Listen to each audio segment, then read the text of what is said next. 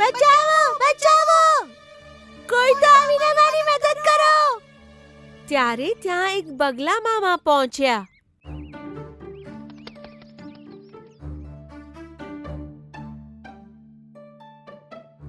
તેને જોઈને માછલીઓ બહુ ખુશ થઈ.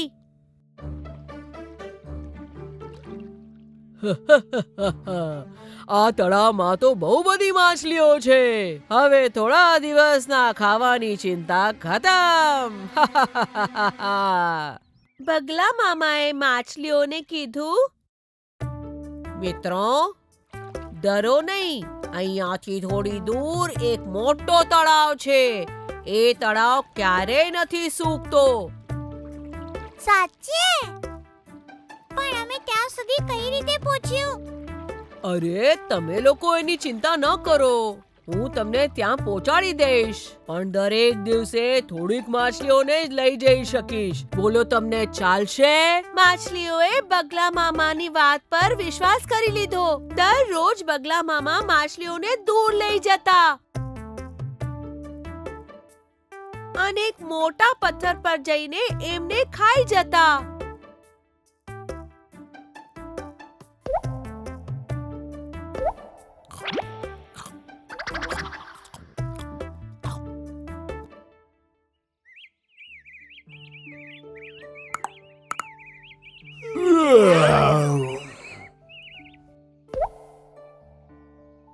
તળાવ કિનારે રેવાવાળા એક કરચલાને બગલા મામાની ચાળ સમજમાં આવી ગઈ. એણે તળાવ પાસે જઈને પોતાના મિત્રોને કહ્યું, મિત્રો, એ બગલો તમને છેતરી રહ્યો છે. એ તમને તળાવમાં નહીં પણ ખાવા માટે લઈ જઈ રહ્યો છે. બાપરે, હવે અમે શું કરીશું? બાપરે, હવે અમે શું કરીશું? ચિંતા ના કરો, હું તમને બચાવીશ. આ બોલીને કરચલાએ માછલીઓને સાંત્વના આપી. આગલા દિવસે જ્યારે બગલા મામા પહોંચ્યા, કરચલાએ એમને કહ્યું, બગલા મામા, તમે મને પણ બચાવી લો. પેલા તળાવમાં પહોંચાવી દો ને.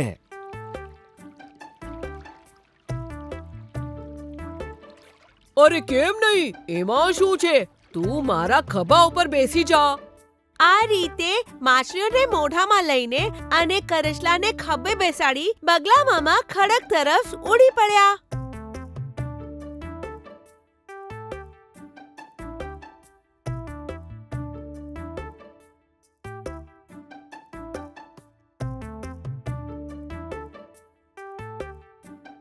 ખડક ઉપર પહોંચીને બગલા મામા માછલીઓને એક એક કરીને ખાવા લાગ્યા. અને ત્યારે જ કરચલાએ બગલા મામાનો ગળો દબાવ્યો. દુખાવાથી બગલા મામા જોરથી ચિલ્લાવ્યા, અરે બાપરે, મને છોડી દો. હું કોઈને નુકસાન નહીં પહોંચાડું. કૃપા કરીને મને છોડી દો. હું કંઈ જ નહીં કરું. ત્યારબાદ બગલા મામાએ ક્યારેય આવું ન કર્યું.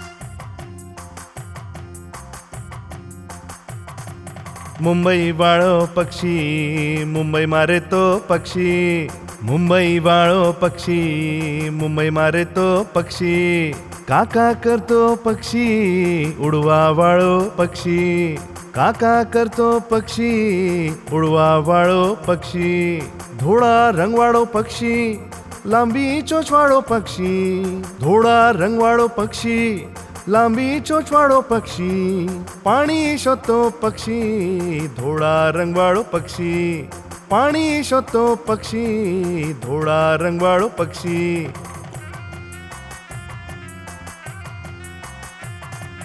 મુંબઈ વાળો પક્ષી મુંબઈમાં રહેતો પક્ષી મુંબઈ વાળો પક્ષી મુંબઈમાં રહેતો પક્ષી કાકા કરતો પક્ષી ઉડવા વાળો પક્ષી કાકા કરતો પક્ષી ઉડવા વાળો પક્ષી ધોળા રંગવાળો પક્ષી લાંબી ચોંચવાળો પક્ષી ધોળા રંગવાળો પક્ષી લાંબી ચોંચવાળો પક્ષી પાણી શોધતો પક્ષી ધોળા રંગવાળો પક્ષી પાણી શોધતો પક્ષી ધોળા રંગવાળો પક્ષી મુંબઈ વાળો પક્ષી મુંબઈમાં રહેતો પક્ષી મુંબઈ વાળો પક્ષી મુંબઈમાં રહેતો પક્ષી મુંબઈ વાળો પક્ષી મુંબઈમાં રહેતો પક્ષી મુંબઈ વાળો પક્ષી મુંબઈમાં રહેતો પક્ષી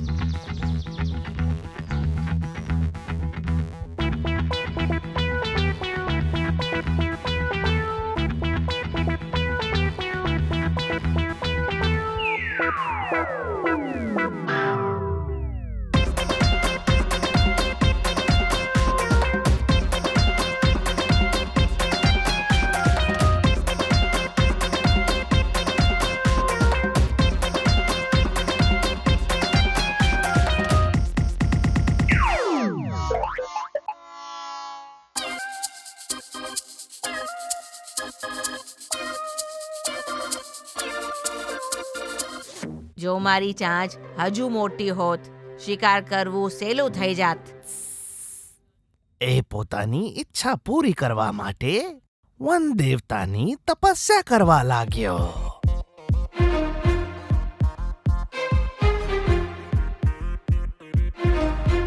પછી વંદેતાએ દર્શન આપ્યા. હા આપ્યા, અને વન દેવતાએ વર પણ આપ્યો. વર એટલે બતાવું છું. એમણે બગલાને ઈચ્છાના હિસાબે નાની મોટી થઈ શકે એવી માંત્રિક ચાંચ આપી.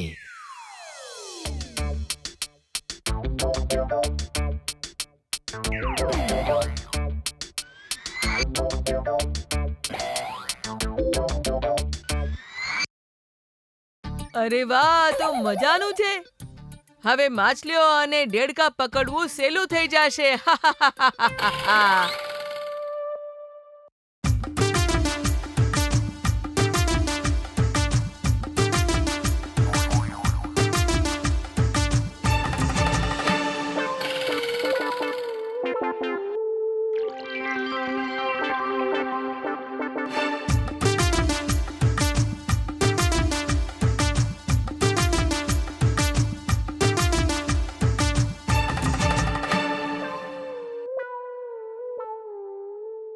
આના કારણે અહીંયા રહેવું મુશ્કેલ થઈ ગયું છે. સાચું કહ્યું. વર મળ્યા બાદ એ અહંકારી થઈ ગયું છે.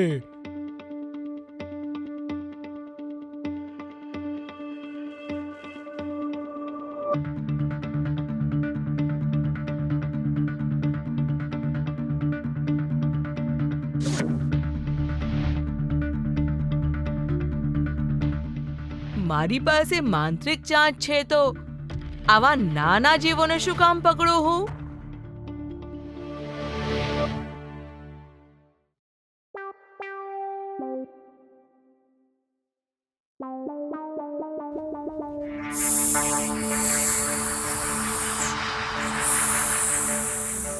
અરે બહુ સરસ. આજનું જમવાનું આ જ રહેશે.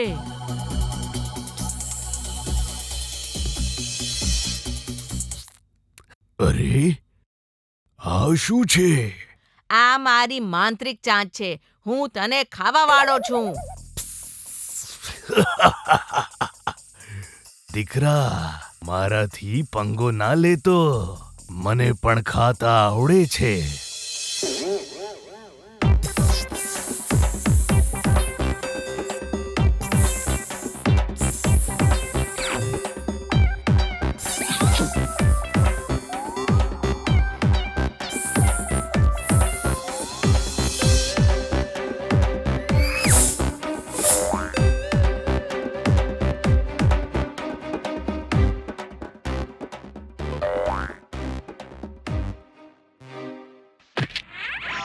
અરે મારી માંત્રિક ચાંચ તો તૂટી ગઈ. હવે હું શિકાર કઈ રીતે કરીશ?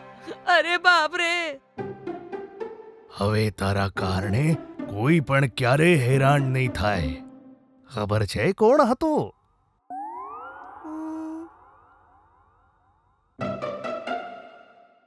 મારા દાદા હતા. મારા દાદા બહુ જ વીર હતા.